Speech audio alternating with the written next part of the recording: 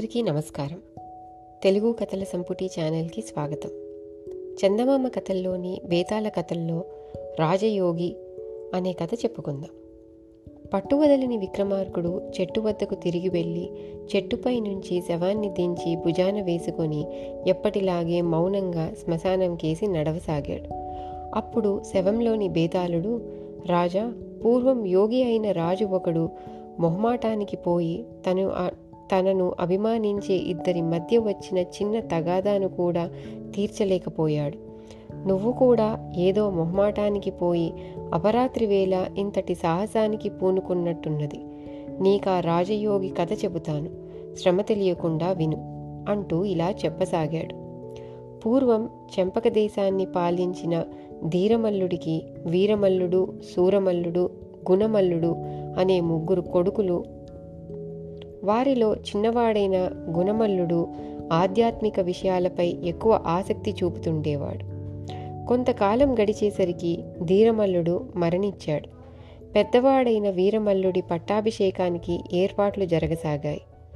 రెండవ వాడైన సూరమల్లుడు తాను సింహాసనం ఎక్కేందుకు కుట్రలు పన్నసాగాడు. ఈ విషయం తన అనుచరుల ద్వారా వీరమల్లుడికి తెలిసి ఇద్దరి మధ్య ఘర్షణ మొదలై ఒకరినొకరు పొడుచుకొని మరణించారు. ఇదంతా చూసిన గుణమల్లుడికి విరక్తి కలిగి ఎవరికీ చెప్పకుండా ఆ అర్ధరాత్రి నగరం విడిచిపెట్టిపోయి చాలా కాలం పాటు దేశ సంచారం చేసి ఎందరో సాధువులను సన్యాసులను కలిసి ఆధ్యాత్మిక జ్ఞానాన్ని సంపాదించాడు. చివరికి అతడు శంఖవరం గ్రామానికి దగ్గరగా ఉన్న అరణ్యాన్ని తన తపస్సుకు అనువైన చోటుగా ఎన్నుకొని అక్కడ తపస్సు ప్రారంభించాడు. కొన్నేళ్లు గడిచేసరికి అతని మీద పుట్టలు లేచాయి.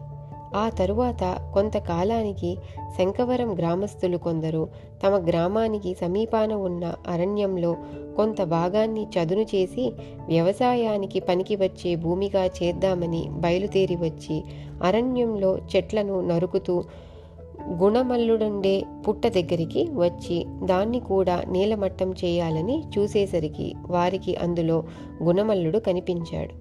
అతడికి ధ్యానభంగం అయ్యింది. గ్రామస్తులు భయంతో వణుకుతున్న చేతులెత్తి మొక్కారు.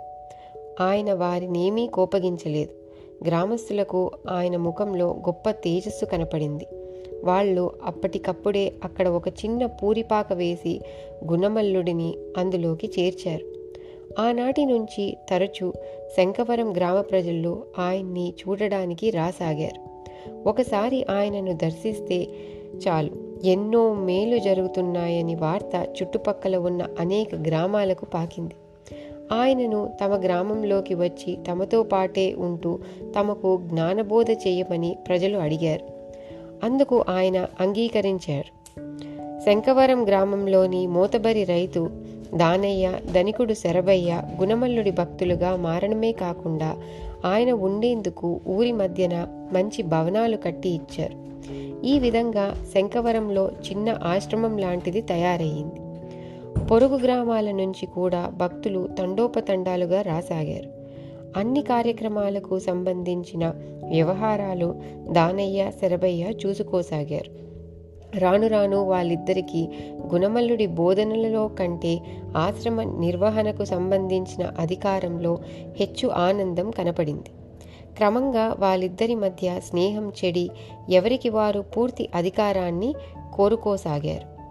ఒకరోజు గుణమల్లుడు భక్తులకు దర్శనం ఇచ్చే సమయాన దానయ్య రహస్యంగా ఆయనతో, శరభయ్య మంచివాడు కాదు, ఆశ్రమ నిర్వహణ విషయంలో ఆయనను దూరంగా ఉంచడం మంచిది అన్నాడు. తరువాత శరభయ్య కూడా గుణమల్లుడితో రహస్యంగా దానయ్యలాగే చెప్పాడు. ఆ రోజు రాత్రి చాలాసేపు ఆలోచించిన మీదట గుణమల్లుడు ఆశ్రమం వదిలిపెట్టి ఎటో వెళ్ళిపోయాడు. బేతాళుడు ఈ కథ చెప్పి, రాజా, గుణమల్లుడి ప్రవర్తన అర్థం లేనిది అనిపిస్తుంది. తన మీద ఎంతో భక్తిని ప్రేమను చూపడమే కాక ఎంతో ఉదారంగా కూడా ప్రవర్తించిన దానయ్య, శరభయ్యల మధ్య వచ్చిన చిన్న తగాదాను పరిష్కరించి ఎవరు అర్హులో నిర్ణయించి వారికి ఆశ్రమ నిర్వహణ అప్పగించవలసింది పోయి అయిపు లేకుండా పోవడంలో అతని ఉద్దేశం ఏమిటి? ఇద్దరూ తనకు కావలసిన వాళ్లే కనుక తీర్పు చెప్పడానికి మొహమాటపడి తప్పించుకొని పోవడం న్యాయం అనిపించుకుంటుందా? ఈ సందేహానికి సమాధానం తెలిసి కూడా చెప్పకపోయావో నీ తల పగులుతుంది అన్నాడు. దానికి విక్రమార్కుడు, గుణమల్లుడి ప్రవర్తన అర్ధరహితమైనదేమీ కాదు. తనను అభిమానించే దానయ్య శరభయ్యల మధ్య తగాదాను తీర్చి అర్హతను నిర్ణయించి పదవి ఇవ్వడానికి ఆయన రాజు పదవిలో ఉన్నవాడు కాదు. కనీసం సాధారణమైన మనిషి కూడా కాదు. మామూలు మనుషులలోని బలహీనతలను ఏవగించుకొని అతనేనాడో వారికి దూరమయ్యాడు. కాకపోతే గ్రామ ప్రజలలోని భక్తిని, ముక్తి పట్ల వారు చూపుతున్న ఆసక్తిని గమనించి వారికి తను తెలిసిన జ్ఞానాన్ని తెలియచేయడానికి వారి కోరికల మేరకు మనుషుల మధ్య బతికేందుకు అంగీకరించాడు. అయితే తను అనుకున్న భక్తులలో కూడా ముక్తి పట్ల కన్నా అధికారం పట్ల ఆసక్తి హెచ్చుగా ఉండటం గమనించి జాడ తెలియకుండా ఎటో వెళ్ళిపోయాడు.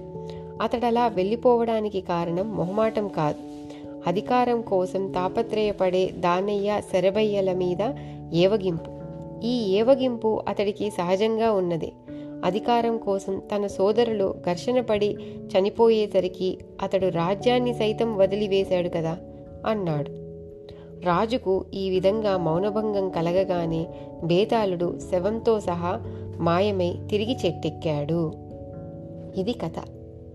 మళ్ళీ ఇంకో కథతో మళ్ళీ కలుసుకుందాం. అంతవరకు సెలవు.